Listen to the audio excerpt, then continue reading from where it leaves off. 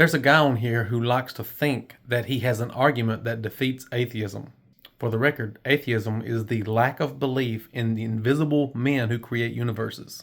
So technically, it is impossible to refute atheism unless you can prove the people who say they don't believe in gods actually believe in gods.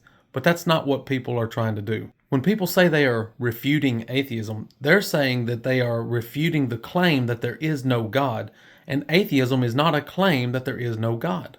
Atheism is the lack of belief in a God. So what I'm about to do is to refute the Elliott argument, which, when you boil it down, is just the God of the gaps argument. What this fellow does is he says, someone has proven that there are only three possibilities to the existence of the universe. Either the universe has always existed, or point two, the universe was created out of nothing, and the third and final and only other option would be a God created the universe.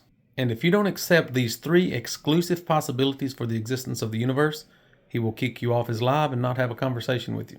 Out of those three options, the only option that is compatible with reality is that matter has always existed in some form. It is not logical to think that anything can be created out of nothing.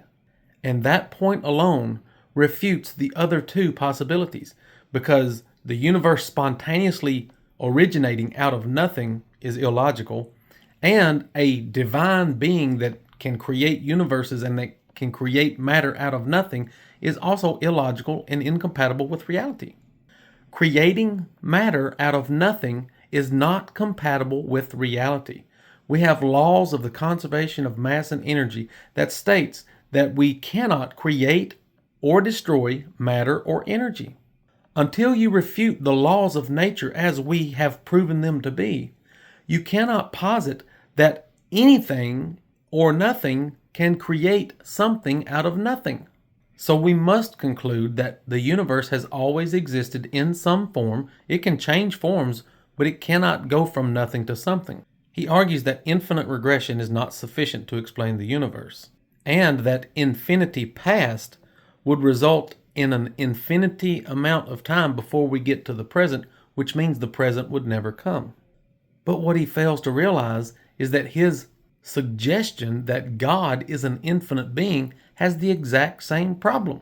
What was God doing for an infinity in the past before we arrived at the point we are today? If there was an infinite amount of time that has passed before we get to today, that means today would never arrive. And he argues that his point that the universe spontaneously originated out of nothing is impossible because nothing cannot produce something, but yet he fails to realize that his suggestion that there is a God that can create everything out of nothing is the exact same problem. So the whole Elliott argument is simply saying infinity is not possible and creation out of nothing is not possible. Therefore, there must be an invisible man that creates universes that is infinite and creates everything out of nothing. If infinity is impossible and creation out of nothing is impossible, then you cannot posit that there is an impossible being that does impossible things. This is how it is simply the God of the gaps argument. When you say we don't understand something, therefore God. You define God into existence, and you define God as that which fills the gap in knowledge. Anything that we don't understand, we can just say God did it, because God is an impossible being who does impossible things.